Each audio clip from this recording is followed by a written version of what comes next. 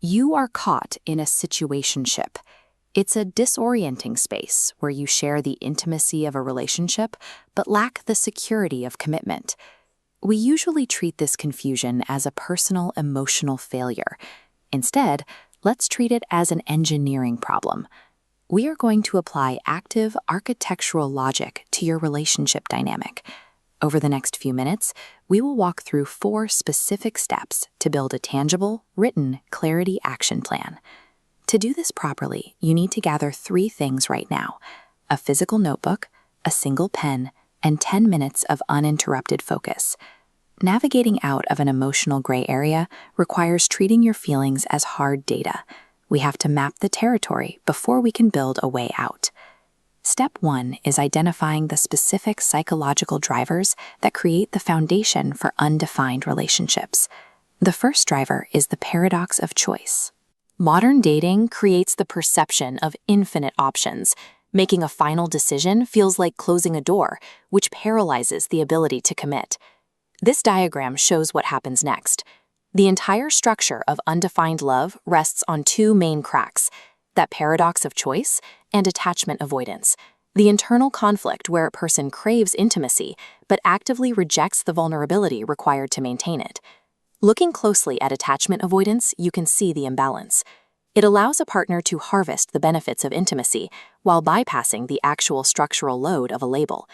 Take your pen right now and write down which of these 2 root causes best maps to your current dynamic. Be careful here. This psychological analysis is only for establishing context. It is not a mandate to try and fix your partner's past trauma. Keep your written analysis entirely focused on your own observations. Frame them as I statements rather than attempting to diagnose the other person. Understanding these psychological pressures is a necessary first step to removing personal blame from the equation. Move to step 2, the situationship audit.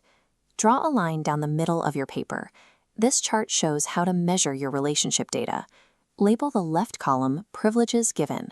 Here, list what you provide: emotional support, exclusive intimacy, or dedicating your weekends to them.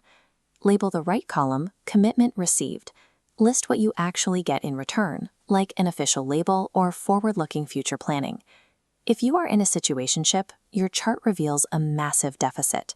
This visual discrepancy is objective evidence of an imbalanced dynamic. Do not exaggerate or downplay your data to skew the math in your favor. Total honesty is required for this to work. Step 3 is defining your architecture. Look at the deficit on your paper and determine exactly what is needed to balance the scale. Write down your top 2 non-negotiable relationship needs. These needs must be concrete. Strict exclusivity is concrete. Setting a definitive timeline for establishing a formal relationship is concrete. Attempting to demand clarity without first establishing these non-negotiable internal boundaries guarantees continued instability. Now we apply step 4, drafting the clarity script. This is the final mechanism to test your relationship's structural integrity.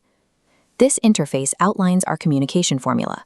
It is composed of 4 mandatory parts: validation, reality, need, and the ask. The first half addresses validation and reality. You write something like, "I've enjoyed spending time with you, but I've realized I'm looking for a defined relationship." The second half covers your need and your ask. You conclude with, "I need to know we are working toward a relationship, and I'd love to know if we're on the same page." Relying on this neutral, feelings-based formula prevents the conversation from devolving into an aggressive argument. Finalize your custom script in your notebook. Then prepare to deploy it via text or in an in-person conversation. Undefined love thrives entirely on inaction. Executing this protocol forces the relationship structure to either solidify or safely collapse. Both of those outcomes represent success.